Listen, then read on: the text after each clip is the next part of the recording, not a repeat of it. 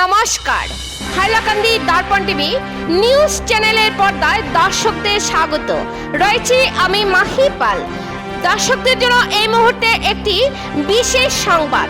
কালাইন শিলচর রোডের সেতু এবং বদরপুর ঘাট গ্রিফেন ব্রিজের অবস্থা দীর্ঘদিন ধরে বেহাল থাকায় তীব্র ক্ষোভ প্রকাশ করলেন কাঠিগড়ার বিধায়ক খলিল উদ্দিন মজুমদার।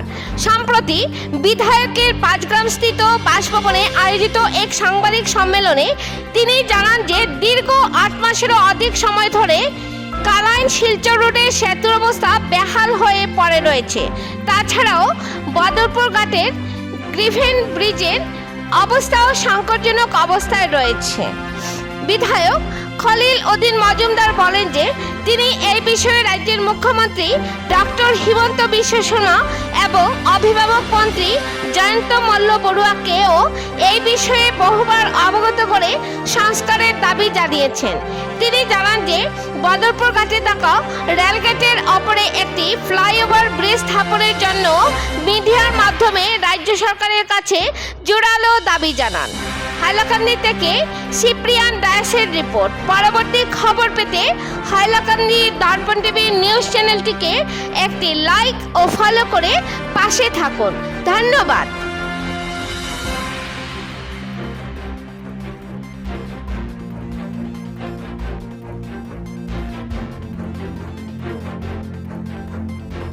আমরা বর্তমান যে সমস্যা, যেভাবে সমস্যা আমরা বলা করি, সমস্যা বিশেষ করে ডিস্ট্রিক্টের যে একটা প্রথম হইল কি, আমরা বিগত প্রায় 7 থেকে 8 মাস হয়ে গেছে আমরা শিলচরি খালাইন রোড যেটা আছে এখানে বাঙ্গার বার একটা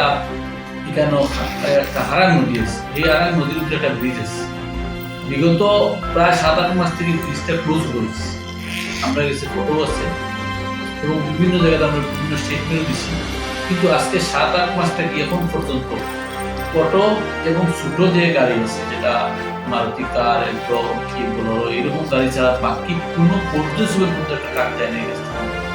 আজকে এই রাস্তার উপরে খালাইন শিলচারি খালাইন রোড যেটা আছে, এটা দেখি আমরা যায় গাড়ি, এটা দেখি শিলচার হাজার গাড়ি যায়, মিজোরাম যায়। এইরকম রাস্তা আজকে 7-8 মাস থেকে সরকারের কোনো রিসিভ নিচ্ছে না। আমরা বিভিন্ন মেমোরেন্ডাম দিচ্ছি, বিভিন্ন স্টেটমেন্ট দিচ্ছি, আজকে কিন্তু কোনো সরকারে এটা ব্যবস্থা নিচ্ছে না।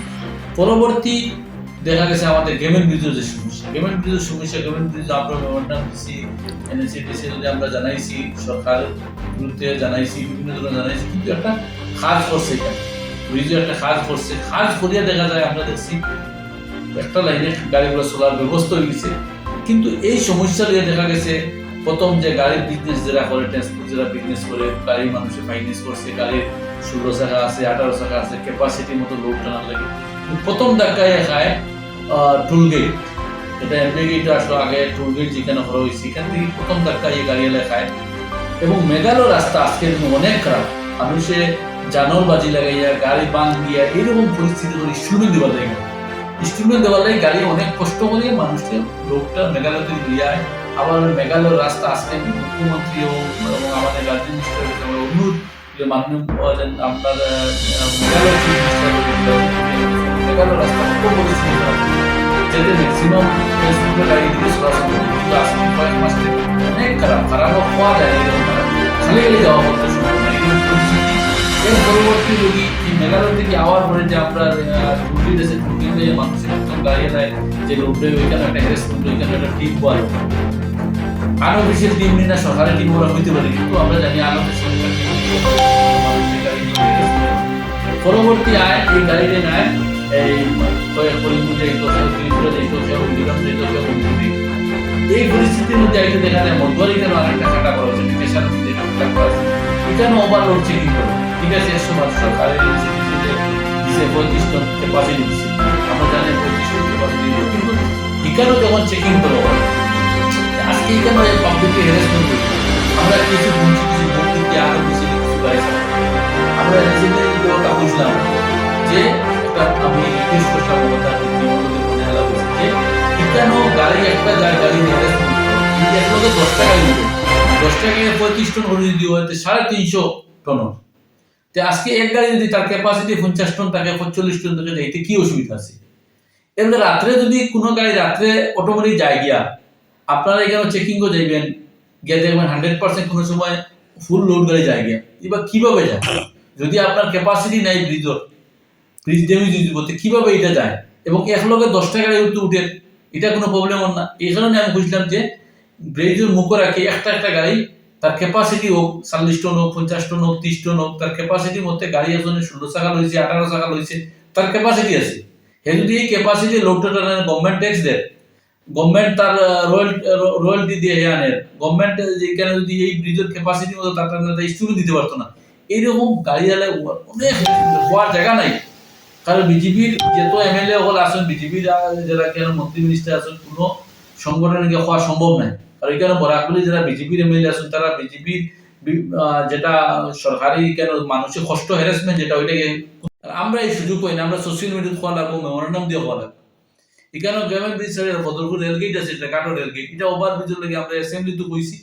এবং গত 1-2 মাস আগে আমি মেমোরেন্ডাম একটা দিয়েছি মুখ্যমন্ত্রীকে, যেটা একটা ইমিডিয়েট ওভার ব্রিজ করা। কারণ বদরপুর যাওয়া হওয়ার মাঝে এখানে জাম লাগে, যে জামের সমস্যা হয় পাবলিকের, মানুষ জাম থাকে। সেই কারণে আমরা বুঝলাম আসামও বিভিন্ন জায়গার বিভিন্ন ওভার ব্রিজ, এখানেও ওভার ব্রিজ বনার লাগে আমরা একটা রিকোয়েস্ট করলাম, অ্যাসেম্বলিতে করছি, মুখ্যমন্ত্রী কাছে মেমোরেন্ডাম এটা দিছি। এখানে মানুষ হসপিটাল যাওয়া, অফিসে যাওয়া, স্কুল কলেজে সব ধরনের মানুষের সমস্যা, এই সমস্যা দৌড়ার লাগে ওভার ব্রিজ দিবার লাগে। এবং গ্রামের ব্রিজটা খাজ হয়েছে, এখন যখন খাজ বন্ধ আছে, কিছু খাজ খরচ হয়ে গেছে, যদি সমস্যা থাকে না তো গাড়ি কন্টিনিউ যেতে লাগে। কিন্তু দেখা যায় এখানে একটা টিমে এই মদুয়ারি কেন গাড়ি আটটাইয়া খাটা করিয়া কিছু গাড়ি আনঅফিসিয়াল ছাড়া হয়, এরকম দুর্নীতি হল। এটা আমরা মুখ্যমন্ত্রীর একটা ভিজিলেন্স টিম পাঠাই, এটা ইনকোয়ারি করার লাগি। আর আমরা নতুন যে ডিসি আইসন, ডিসি টাইম অ্যাক্টিভ মানুষ, তাদেরও আমরা একটা আলাপ করবো এবং একটা মেমোরেন্ডামও দিব, যেটা সঠিকভাবে ইনকোয়ারি করলে মানে মানুষ ট্রান্সপোর্টের যে বিজনেস করে, যে ব্যবসা করে, আজকে ট্রান্সপোর্টের যত সমস্যা হইব, আজকে রডের দাম বাড়বো, সিমেন্টের দাম বাড়বো, বিভিন্ন ধরনের মাল সামান গুয়াহাটি থেকে আর ওয়েস্ট বেঙ্গল থেকে আর বেঙ্গালুরুতে বিভিন্ন স্টেট থেকে আর সব ধরনের মানুষ এখানে হ্যারাসমেন্ট, এই হ্যারাসমেন্টের লাগে সব জিনিসের দাম বাড়িব। আজকে দাম একবার বাড়া কমে না, সম্ভব নয়। এবং আরো বিভিন্ন সমস্যা আছে আমরা বরাকগুলির লাগি, যে মানুষের প্রত্যেক মানুষের লোকাল সুপারি, যেটা আমরা লোকাল সুপার লাগে আলাপ করছি, ওটা বর্তমানে লোকাল সুপারি আরম্ভ হয়েছে। মানুষের প্রত্যেক বছরে আমরা বরাকগুলিকে একই উপায়, সবচেয়ে কৃষকগুলোর মাঝে সবচেয়ে বড় হইল কি মানুষের লোকাল সুপারি থেকে মানুষ ব্যবস্থা করে বিভিন্ন ক্ষেত্রে। আজকের দিনও আর্থিক মানুষের বহুত ধরনের সমস্যা আছে। আজকে মেডিকেল যাইতে হইলে মেডিকেলের বিভিন্ন সমস্যা আছে, সব আয়ুষ্মান কার্ড দিয়ে, আয়ুষ্মান কার্ড সব জায়গায় কাজে লাগে না। আমরা এখানে বহুত মানুষ আয়ুষ্মান কার্ড লইয়া, কিন্তু আমরা আয়ুষ্মান কার্ড সব ধরনের ফেসিলিটি আয়ুষ্মান কার্ডও পাই না। খালি যে গভর্নমেন্টের মানুষ হোক, মন্ত্রী যাও, এমএলএ যাও, যেন যাও, খালি ওই আয়ুষ্মান কার্ড আছে। আয়ুষ্মান কার্ড আমরা ভালো জিনিস আয়ুষ্মান, কিন্তু আয়ুষ্মানে কত পার্সেন্ট মানুষের কাম হয় আপনারা সার্ভে করুন অটোমেটিক। এই ধরনের লোকাল সুপারি থেকে মানুষের একটা বছরে একটা লোকাল সুপারি পায়। লোকাল সুপারি প্রত্যেক মানুষের চায় এই লোকাল সুপারি মেডিসিন করতো, বিভিন্ন ধরনের মানুষের বিয়ার বিভিন্ন সমস্যা থাকে, বিভিন্ন আত্মীয় স্বজনের সমস্যা থাকে, এই ধরনের প্রত্যেক বছরে বিভিন্ন ধরনের মানুষের সমস্যা থাকে, হসপিটাল যাওয়া, বিভিন্ন পড়াশোনা, বিভিন্ন গরিব মানুষ তার স্কুলের ফিস দিতে লাগে, বহুত ধরনের টিউশন করাইতে লাগে, বহুত ধরনের মানুষের মেডিসিনের ব্যবস্থা করতে লাগে। এই ধরনের ব্যবস্থাটা মেইন লোকাল সুপারি থেকে আমরা বলা করি।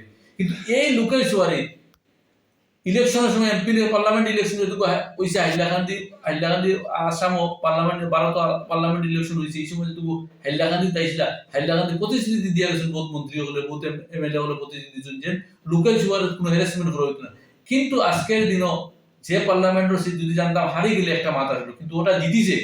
আমি ইলেকশনের আগে হয়েছিলাম, কিন্তু সিট জিতিলেও দেখবো পয়সা লাগবে, আর যদি সিট আনিত আজকে এই সুপারি লোকাল সুপারি পয়সা লাগলো না। কিন্তু আজকে সিট জিতার পরেও দেখা যায় লোকাল সুপারি থেকে এক গাড়ি 1109 যেটা বড় হলো বর্তমানে, যার আপনারা খবর লইবা মিডিয়ার থ্রুতে, আপনারা চ্যানেলের থ্রুতে খবর লইবা, 1 লাখ কত হাজার টাকা আমরা শুনছিল। খেবা খারা লয়, মুখ্যমন্ত্রীর হইব, মুখ্যমন্ত্রী গোয়ারে বুঝি যদি কোনো মানুষে হয় না, কিন্তু আমরা জানতাম না। আমরা সোশ্যাল মিডিয়ার থ্রুতে হইয়া, বিভিন্ন চ্যানেলের মধ্যে আমরা হইয়া, যেটা মুখ্যমন্ত্রী একটা ইমিডিয়েট একটা ইনকোয়ারি টিম পাঠাক, খেবা খারা পয়সা লয়, আর এখানে দুর্নীতিটা বন্ধ করার লাগে। এবং একটা ব্রিজের লাগে আজকে 8 মাস যদি লাগে, আমরা জানছি আগে এরকম হয়েছে একদিনে ব্রিজ গেছে আর 3 দিনে ব্রিজ বানাই দিছে।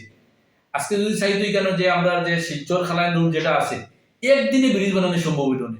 একদিন এখানে আর্মি ব্রিজ, আমরা জেনারেলি মানুষের কোনো আর্মি ব্রিজ কইতে আগে, যেটা লোয়ার ব্রিজ দিয়ে বানানো হয়, এটা এরকম আমরা দেখছি যে আমরা মালিডোর এরকম ব্রিজ গেছিল, কিন্তু ব্রিজ বানানোর ইতিহাস সময় আসলো, কিন্তু আজকের দিনে 7-8 মাস থেকে মানুষের পাবলিকের সমস্যা, কিন্তু এখন পর্যন্ত একটা ব্রিজ বানাইছে না। এটা এইরকম সরকারের মেজর যেটা জরুরি কাম, এটা কিন্তু একটা বরাকর মানুষের হয় না, বরাক মানুষের বরাকরে বঞ্চিত করা হয়। আর বরাকর যারা এমএলএ এখন আছেন, বিজেপি যারা এমএলএ আছেন, আমি তারা বিশেষ করে খাম খাত বিভিন্ন ধরনের তারা খতরা অসুবিধা নাই, কিন্তু সমস্যার কথা মুখ্যমন্ত্রী তুলে ধরার মতো তার ক্যাপাসিটি যদি থাকতো, আজকে এইরকম ব্রিজ থাকার কথা না। 8 মাস থেকে ব্রিজ বই রয়েছে। আমরা তো হইলে আমরা কথা শুনতে পারবো না, মুখ্যমন্ত্রীর দেখা করা খুব মুশকিল। তারা পার্টির মানুষ, যে কোনো সময় তারা মুখ্যমন্ত্রীর দেখা করতে পারে। এই ধরনের সমস্যার কথা যদি তুলিয়া ধরতে, আমরা আশাবাদী বরাক এরকম বঞ্চিত হইল না। জরুর এই ধরনের কোনো আলোচনা গুয়াহাটি লেভেল অন না, সেই কারণে 7-8 মাস থেকে যদি সোশ্যাল মিডিয়া তুলিতে নিউজ তুলিতে দেখতে নেই, কিন্তু আমরা দেখছি ছোট ছোট জিনিসও লইয়া বিজেপি ব্যস্ত থাকে। আজকে উপনির্বাচনের সব মিনিস্টার থেকে লইয়া সব আইতে পাত্রা, কোনো অসুবিধা নেই।